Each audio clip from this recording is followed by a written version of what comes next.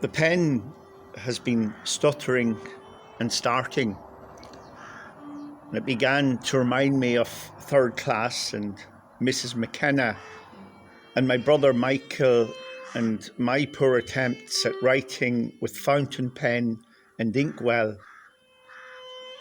We had just arrived from Clydebank, Glasgow, exactly 50 years away, and it was our first experience of such botched endeavours and blotting paper. Uncle James, when we first arrived, mentioned that the Maguires and Darcys would be our companions and of an age. So it was Mary, a class ahead of us, and Packy, and Michael in the same class. Packy, like myself, was fond of the soccer. He had a penchant for calling penalty long before it descended into farce and the advent of VARs. Like most of West Cavan, our pitch was a daub of glacial soil from the Ice Age, unproductive and bordered by a row of copper beech. The old school, even though situated in the townland of Strathmarth, was called Boran National School.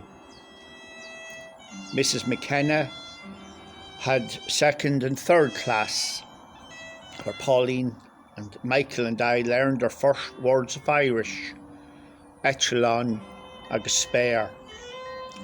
Most of the 90-odd pupils enrolled would indeed one day take to the skies in the footsteps of our descendants who crossed by boat to England, Scotland and the US in the making of new lives.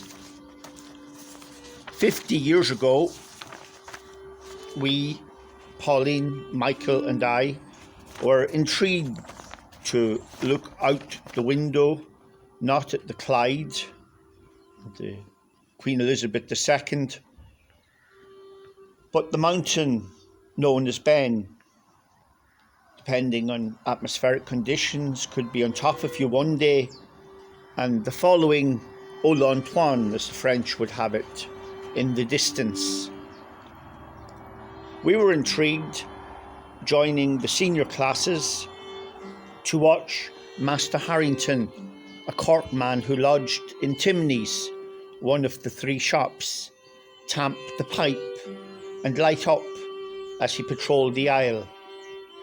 Cora, Buachal O'Nernia, agus siad ó bhatha a bhuire. Then on certain days off, as he had ordered a hackney from Brian McHugh, the tinkling of glass in the bottle. Whenever I read Frank O'Connor's The Potching Maker, I think of Master Harrington.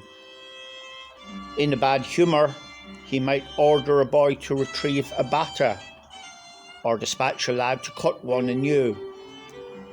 The lineups for Irish memory tests were something to be dreaded. What was to be done? We had a good strong fellow from Edenmore, Sean McManus. His brother Philip, now a vet in Galway, I was in Pats with. His brother Peter's a neighbour of mine, Queen's educated agricultural scientist. And Catherine, class behind us, is a dentist in Black Lion.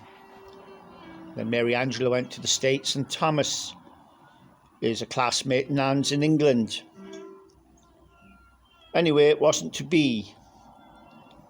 One day after school, I, as a lead of the walkers, caught sight of a coat in the river, black crombie, discarded, and a face waxen like a mask in a shop, more or less clothed, laid out. That November is the shelter of extended family when I had my first encounter with death. I was 10. I recollect his funeral the publicity, the tragedy, the shroud of secrecy, whispers. Soon Mr. McPartlin was appointed. A new Tarmacadam yard where we played soccer and the copper beaches were disappeared. There's a photograph of Master McPartlin with a group of the footballers. I know it because Pat Maguire, who was only in 3rd class, was there. 4 of those boys, Eugene Wynne, Martin McCorry, Tomas McSauron, and now Paddy Dorsey have left us. I officiated at Paddy's wedding 20 years away. I met him the last at my Uncle Eddie's funeral. His brother Hughie, who accompanied him, has also died. In November sunshine, I remember